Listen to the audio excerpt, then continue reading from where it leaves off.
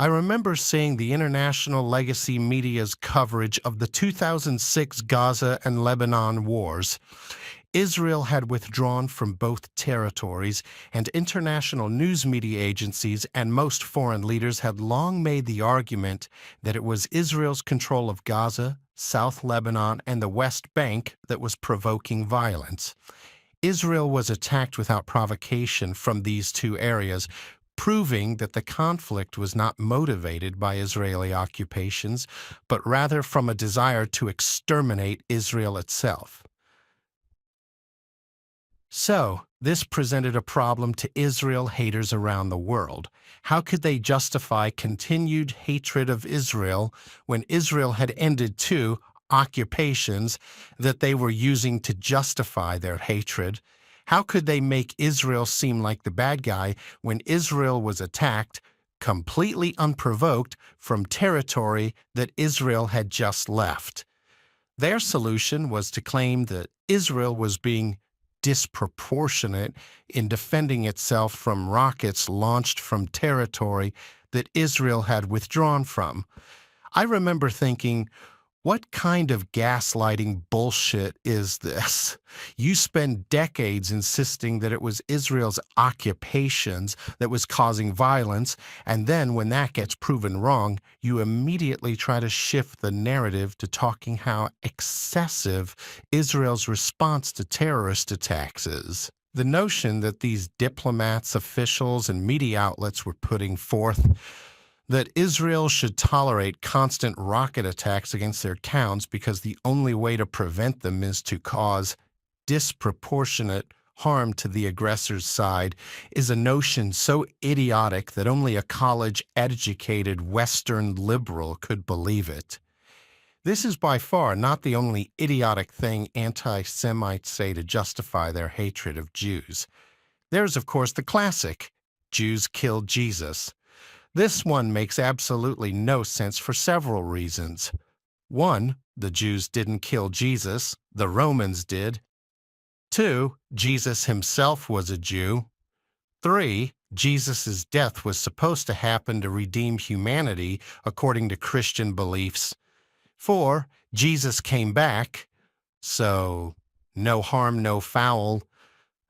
5, how could people today bear the guilt of a murder that happened 2,000 years ago? Of course, it made no sense, but despite the stupidity of the Jews killed Jesus myth, it still lasted for thousands of years and justified millions of dead. It was believed not only by illiterate peasants, but by keen scientific minds of the time.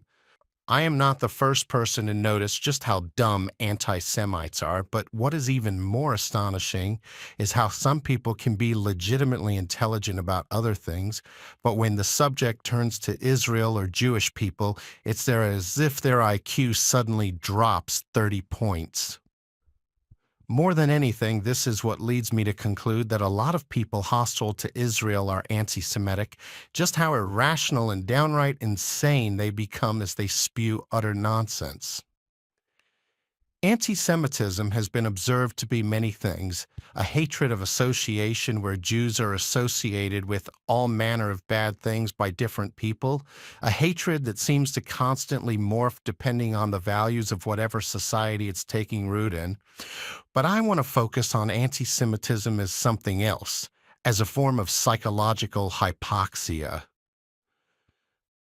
Hypoxia is a physical condition in which a person is deprived of oxygen. It is a serious risk for pilots, mountain climbers, deep-sea divers, and anyone who is going into low oxygen environments. Extensive research has been conducted on the effects of hypoxia. These include a loss of higher brain functions, especially reasoning, feelings of euphoria and nonchalance, memory loss, and loss of consciousness. To put it bluntly, when people become hypoxic, they become dumb and complacent. Research subjects have stated that when the oxygen level was turned down, they lost the ability to make logical decisions and that they stopped caring if they lived or died. And it was only once the oxygen was turned back up that they regained their logical reasoning. Anti-Semitism clearly has similar effects. Some people will wake up once they realize how dumb their beliefs are, but most anti-Semites simply can't be educated out of their stupor. It appears it is far easier to inoculate someone from anti-Semitism before they start believing in it than to wake them up from their Jew-hating stupor after they have been convinced or brainwashed. This is why the mainstream media delegitimizing Israel is so scary to the future of Jewish communities around the world.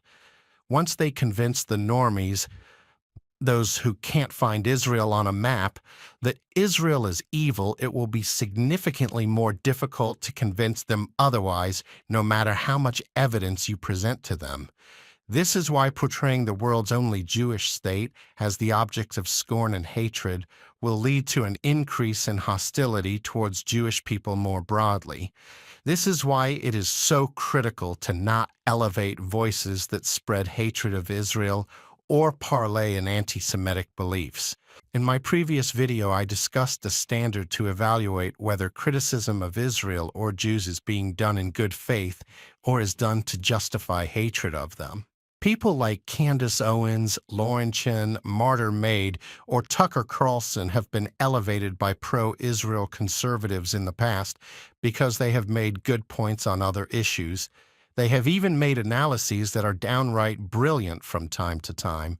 However, it needs to be understood that people who are hostile to Israel and paranoid about the Jews are suffering from a mental hypoxia that will manifest in them making idiotic or foolish statements. I am not saying that you can never ally with these people on any issue, but you need to be very careful about letting them associate with your political positions. The Daily Wire right now is reaping the negative consequences of having turned a blind eye to Candace Owens' anti-Semitic mental deficiencies, and now their brand has been tarnished by her increasingly idiotic public statements. Other right-wing commenters have become more friendly to authoritarians, white nationalists, and Vladimir Putin, while they have become more hostile towards Israel. Anti-Semitism must be understood as fundamentally a rejection of rational thought. Jew haters make all kinds of illogical decisions, like siding with jihadists who hate you, like diverting critical materials from the Eastern Front to keep the death camps running, like harming the relationship with the Middle East, most pro-American country, in a ridiculous attempt to curry favor with a regime dedicated to America's destruction, like murdering or expelling your entire merchant and financial class at the same time you're trying to establish a grand overseas empire. The list goes on and on. Anti-Semitism makes people stupid and irrational. Now, there is some very good news about this. That is that philo-Semitism versus anti-Semitism makes a good litmus test for if someone is going to stay grounded in a moral position and stay sane versus if they are going to go off the deep end. If you're ever afraid that you might be becoming too radical, ask yourself if you are starting to feel paranoid about the Jews, or if you're starting to blame Israel for the wars that jihadists start, not just against Israel, but against anyone. If you're wondering whether your criticisms of Israel or any Jewish person or organization is crossing the line, or if you are concerned about who you're associating with, ask the 3 questions concerning their opinions, the same 3 questions I put forth in my last video. The people who hate the Jewish people are always the bad guys, even if they sometimes are enemies of other bad guys.